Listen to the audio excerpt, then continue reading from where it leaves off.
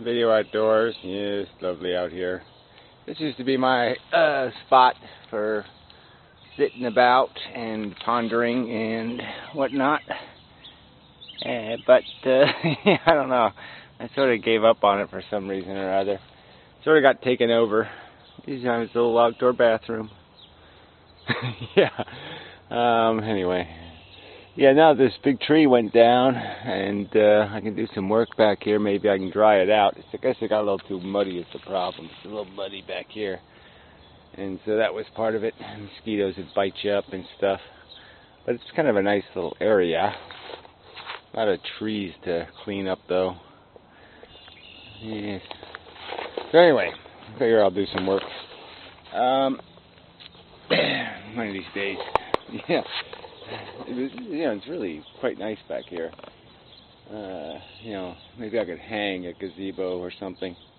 I got netting, deer netting, but mosquito netting.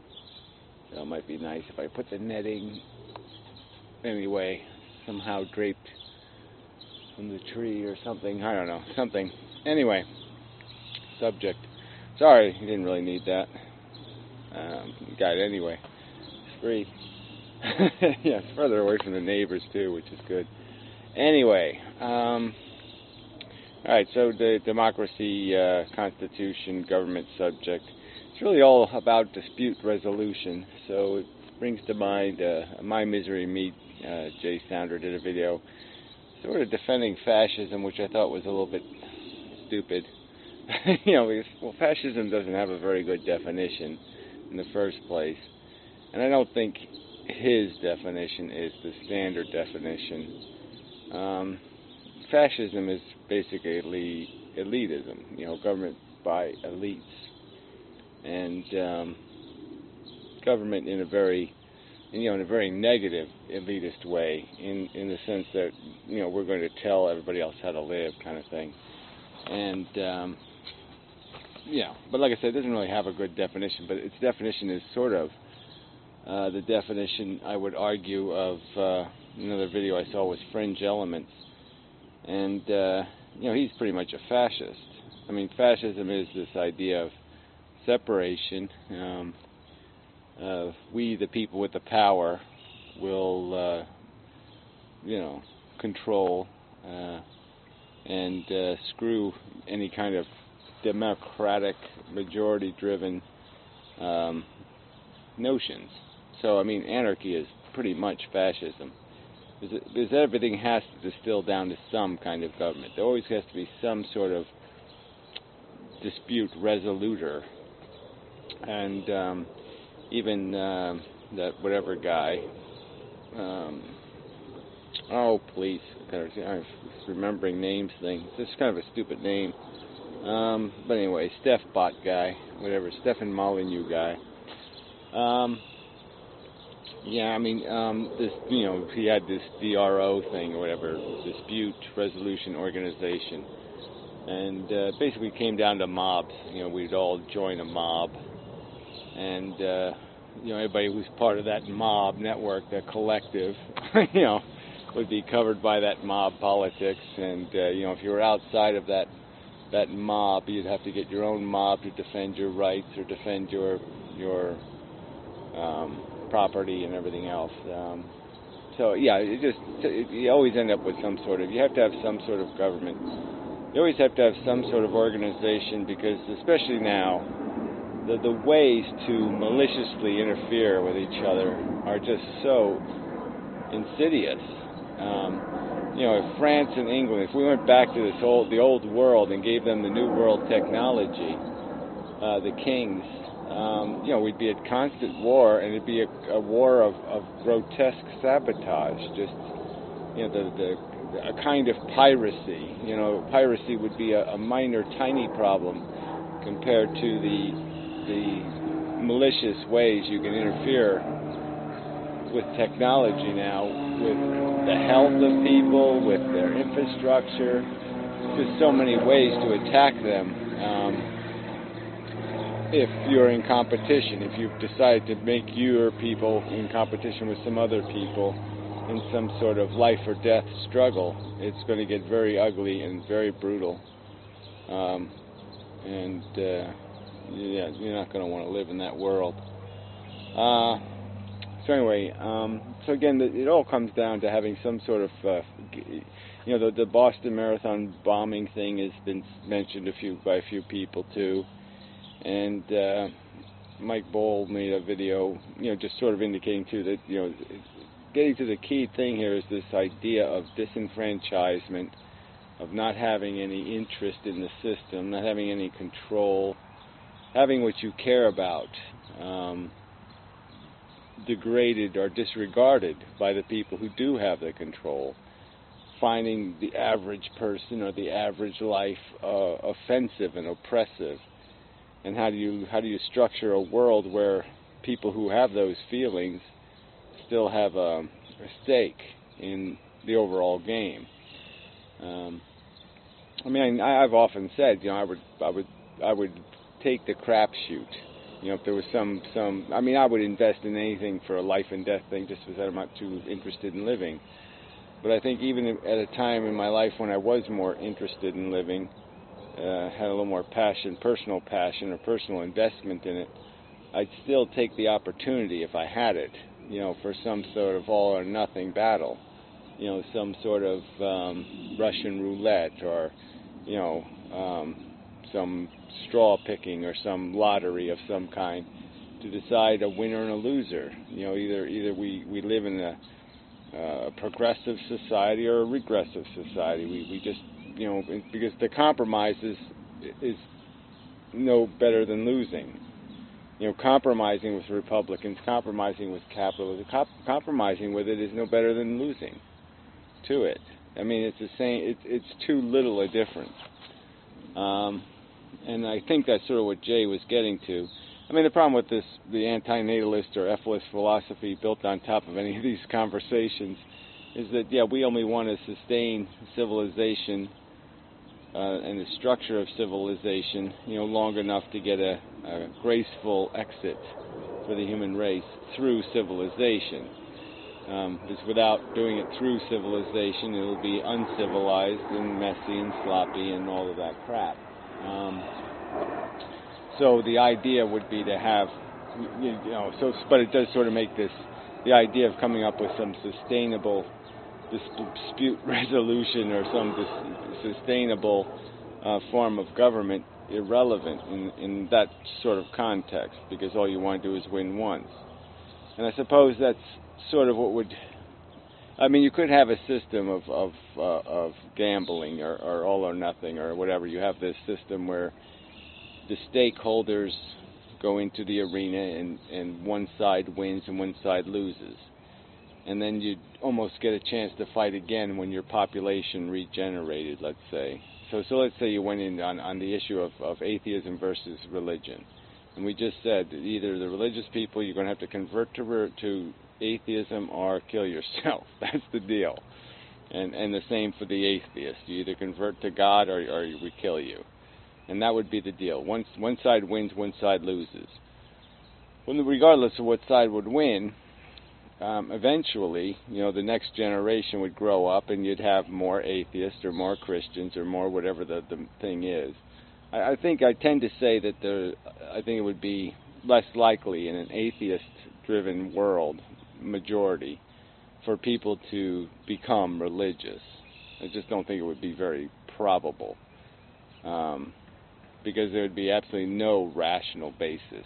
It wouldn't be a popular thing anywhere. It wouldn't be seen as anything but primitive, crude, and stupid. It wouldn't be seen as anything but something an ignorant person would reach for. Wackiness, a cult kind of thing. So it would be reduced to cultism. But let's say, and the converse is in a religious world, I think it would be obvious that a lot of young people would grow up and say, this God thing doesn't make any sense. This is as silly, just as I did.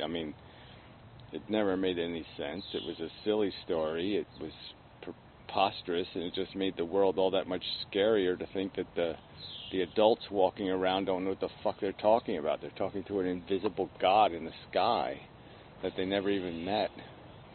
A personal God who doesn't want to get personal at all. Just completely nonsensical rubbish. So anyway, so the problem would be they'd regenerate, but they'd have another chance to get to the battlefield and again draw the card and maybe win this time. And that kind of thing couldn't work with like the subject like ephilism or antinatalism, because obviously once we win, it's all over. You don't get to regenerate. You don't get to fight another day. So it would be the end of the game. And then, so in that sense, the other side wouldn't have much to lose in terms of resisting the decision made. And that's the problem here, is that too many people don't have anything to lose, and when you have nothing to lose, you're pretty dangerous, generally speaking. So anyway, I'd still say there are definite improvements to make to the systems that exist. That we can make a democracy that's so much better than the democracies we have on this planet now. The democracies we have are all rooted in geographic biases that are idiotic. Notions of paternalism, or whatever you want to call that. I mean, this nationalism, almost little city nationalisms, little egoisms that make no sense whatsoever, that just corrupt the whole idea of democracy by denying integrated, I can never say that word, integrated minorities from having any chance of achieving their justified voice, their fair share of the democracy. But yeah, you really do want. I mean, I can envision lots of ways to improve systems, debating systems and arguing systems, where you would, just have these constant challenges where even you could do it on YouTube, where two videos would be, randomly put into a slot, and people would watch the two videos and they'd rate the two videos, one better than the other, and you just do that kind of system until you get to a hierarchy or an argument, and the final rating is there's ways to be more fair and to be more original, and to require more depth, I guess, is another argument I'd argue. Very little accountability in the system that exists. People get to vote in secret, and they're voting so inspecifically. I mean, they're voting for a person to represent them, and so much of what's being represented isn't necessarily accurate, because it could just be about one issue that's important this year, and the guy could be totally wrong on 9 other points that the person finds important. So it'd be better if we could confine elections to specific jobs and specific agendas, to give the system a little more meaning. But I'm just saying there are lots of mechanisms to come up with a way to resolve disputes that are fair. And I think the most important element of fairness would be to have this platform. So the argument is very public. It's right there in everybody's face. And so when they reject the better made argument, it's right there to be seen. And there's no denying it, that the people are being selfish, or they're being cunts, or greedy, or whatever the thing is, and they can be clearly accused of their crime, because quite obviously there was this simple, reasonable choice, and they chose the unreasonable. Anyway, the bottom line is this dispute is a problem for human beings. It's a problem that we live in the same world. You see the same little bumblebee, or the same little flowers, or the same little the same birds, and we somehow interpret that data differently. We react to it differently. And that difference is a huge problem. just creates alienation and violation. And, our sensibilities end up kind of raped, in a sense, by those differences in perception. To use vegetarianism as an example, the casual cruelty of other people is just grotesque. This is another word for it. And then characters like Fringe Element, that the overt racism is just so stupid, and ignorant, and it's just so obnoxious to what you'd want to live with in terms of human beings, that we're going to be that petty.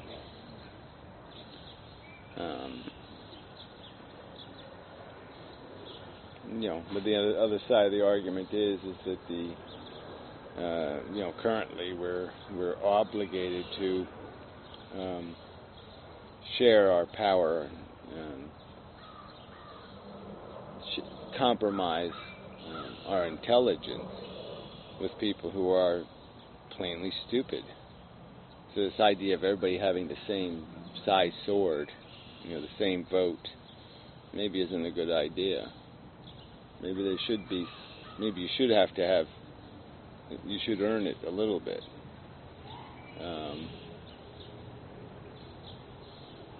Maybe everything should just be earned. It would be a very good, simple statement to make, that all power should be earned. And we should be about devising instruments that allow that to happen, allow it to be earned by something real, something substantive, not just the vote of the dumbest 20%, which is sort of how everything earns its existence now, on the internet especially, because it's all advertising driven. I should save that for another argument, but people keep posting me links to ad block, like I don't know what ad block is, like I never heard of it. Of course I've heard of it, of course I know about it, you just don't get it. Okay, me blocking the ads doesn't solve the internet problem. I could certainly do it for my own convenience, but I do want to see what's being advertised. I'm also concerned that some ad blocking software also blocks non-ads, which is a little irritating. But regardless, that's not the subject. You can block all the ads you want. The point is that's what is financing what's on the internet, and it's financing it by servicing people who are persuaded to buy things by ads, who get some sort of notion of changed behavior because of an ad. It works. Advertising works. And it works on a certain kind of people. And those are the only people who are going to be served if you block ads. Then you're just ensuring that those are the only people that will ever be served. So the content will be driven to that audience. And if you can't understand how that's the real threat here, blocking the ads doesn't solve the problem of advertising as the mechanism for generating its existence, because that just means that audience will drive the content as well. And that's the danger. And that's the danger of democracy and compromise, is that you have to compromise with people who aren't qualified, whose opinions are shit, who are voting for somebody because he doesn't have a beard, or because he has a child, or because of some other silly, stupid reason. And that's not good. And we should do better than that. And we need to do better than that. And such. Wow, this place is really a mess. Yeah, I really got to take some of this back. I used to have a path here, but I have to go the other way maybe. But all these prickers have come in here now too. We're getting rid of them. Anyway, got to work on it. It is a nice place. So much to do, so few me's to do it, and such and so forth and what.